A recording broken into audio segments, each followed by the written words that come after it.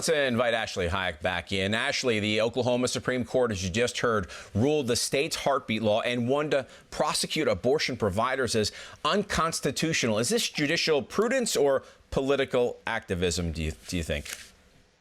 Well, I think one of the things that's really good about this situation, as awful as it is Oklahoma remains the most pro-life state in the country. Number two, as other states are looking to pass abortion bans or pro-family legislation, they will be able to use this as a way to ensure that that legislation fulfills what needs to be fulfilled, should be taken to the courts.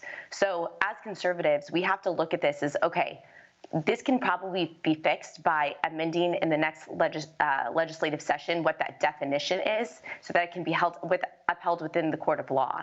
And then now other states can use that as model policy to be successful in their own states. Republican Governor Justice of West Virginia is running against Democrat Joe Manchin for his Senate seat. Justice is up in the polls, and now the DOJ is coming after he and his family's coal mining business for violations. Does the timing seem somewhat suspicious?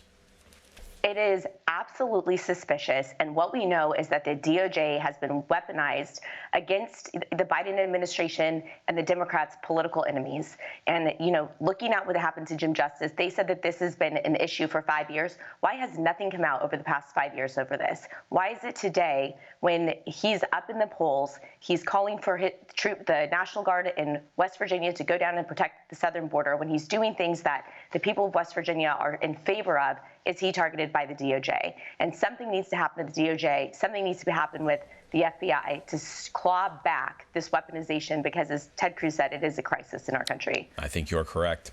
Well, Joe Biden spokesperson John Kirby was caught off guard when the press asked him about Joe Biden's involvement in his son and family's influence business. Here's his response. Wow. Can I take that question? The president has spoken to this. The president has spoken to this, and there's nothing to these claims. Ashley, has the president spoken to this corruption allegation? He has not spoken to the corruption allegation. There needs to be full investigation, as there has been. We've seen the laptop. We've seen Ashley Biden's diary. This is something that has been swept under the rug for far too long. The DOJ is too busy going after the 81-year-old Army veteran who showed up at the wrong protest, going after Jim Justice, who announced a political campaign, but won't look at the man sitting in the White House and his son and all of the criminal behavior there, and that's completely wrong. And Kentucky's Rand Paul is playing hardball in the Senate until he gets answers on the COVID debacle. I'm telling you, I'm not letting anything pass unanimously. I'm blocking everything until you finally turn over some of these records on COVID. So, Ashley, do you think the senator's standoff will get him the information on COVID he has sought for so long? I sure hope so. I think that this is a great tactic. It's something that the Democrats have done, and it's forcing some transparency in the Senate. So I look forward to seeing what the result is. We're seeing, Tuberville do this right now on the military promotions in regards to Planned Parenthood funding by the Pentagon. So I'm really hoping to see some results from some of this activism from our senators. And Chris Christie and Mike Pence are joining the Republican race for president, and New Hampshire Governor Chris Sununu may not be far behind. Why do candidates jump in like this when Donald Trump has such a dominant lead in the polls? What do you think? I think it's a great opportunity for all of these leaders to show their America First messaging and to create some transparency in the dialogue. So, I think a lot of this is to either run for vice president. It might be to elevate their profile. It might be to, push a book. Who knows? But at the end of the day, I think having as many voices out there, creating transparency, accountability, and communication and free thought is really important for the movement.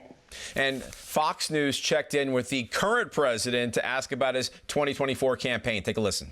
Mr. President, how's the re-election campaign going? Because we haven't seen you on the campaign trail yet. You haven't? Not at an official campaign rally. No, why not? All right, Ashley, I got to ask you, does Joe Biden know it's campaign season and he's facing opponents for his job in 2024? Does he have any idea? Joe Biden ran his entire 2020 campaign from the basement of his home in Delaware, so I would expect nothing less in this election in 2024. All right, Ashley, thank you for taking time to talk to Victory News. Thank you. If you are.